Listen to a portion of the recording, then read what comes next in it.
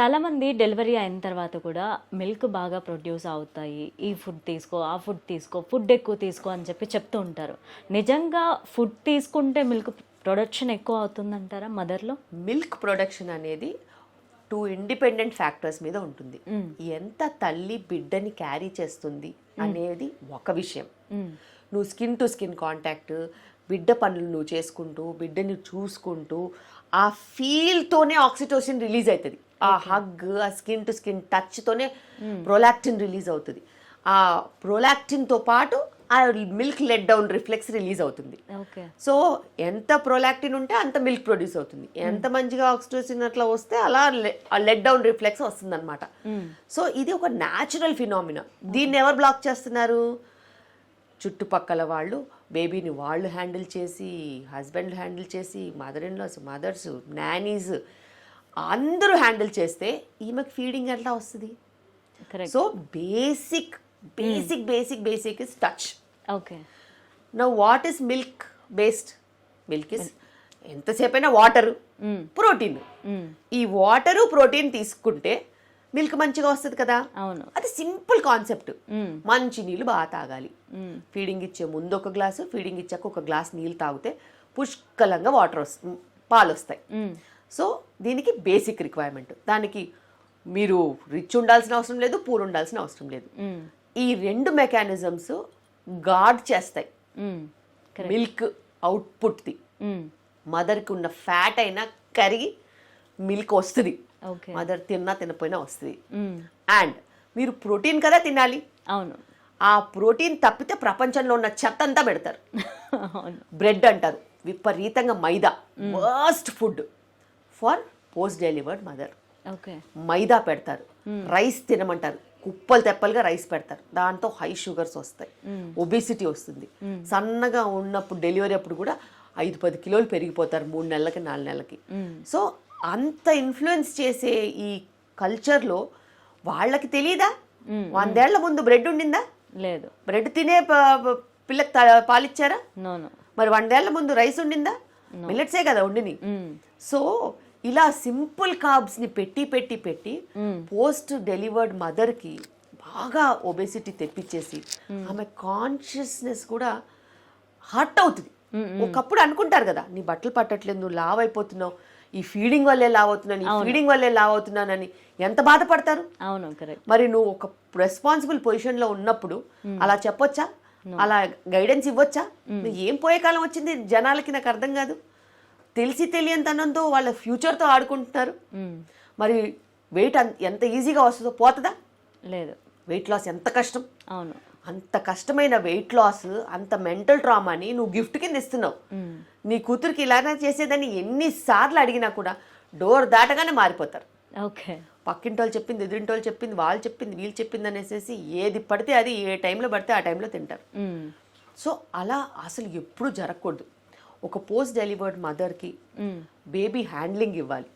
First of all independent time ఇవ్వాలి, positive attitude ఇవ్వాలి, రిలాక్స్డ్గా ఉండేలాగా వాళ్ళకి ఒక కంఫర్టబుల్ జోన్ ఇవ్వాలి.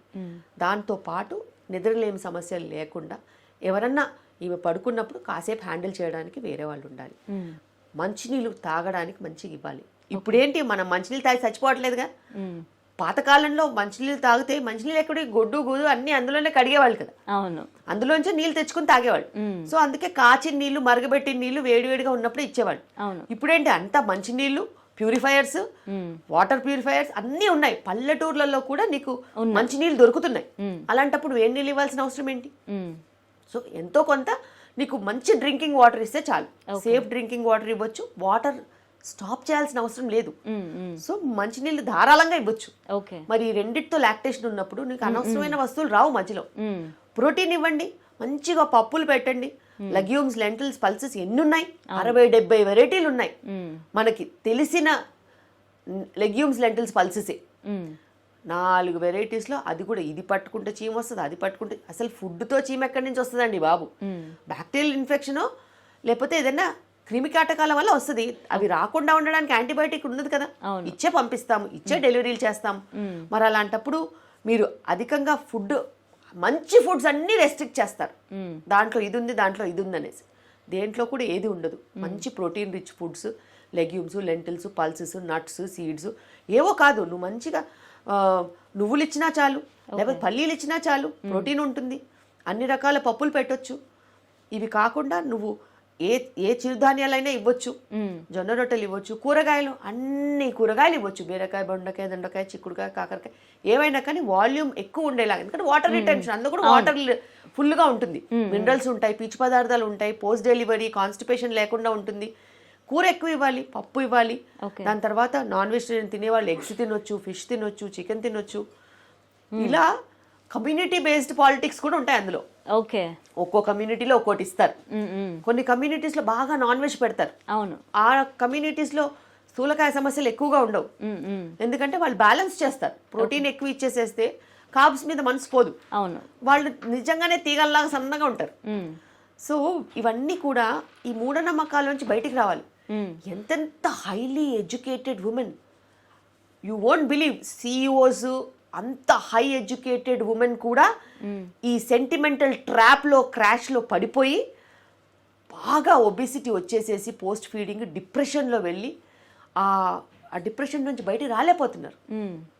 బికాస్ వెయిట్ గెయిన్ వచ్చే ఏజ్ కదా. అవును, 30+ నీకు వెయిట్ గెయిన్ వచ్చే ఏజ్. అవును, నీకు 18 yearsగా వెయిట్ గెయిన్ వస్తుంది. నో, అది మెటబాలిజమే వేరుంటుంది ఆ ఏజ్కు. అవును, సో వీళ్ళందరూ పిల్లలకి బాగా ఫుడ్ తిన్నప్పుడు, పిల్లల్ని చూసుకున్నప్పుడు వాళ్ళు వెయిట్ గెయిన్ అవ్వలేదు.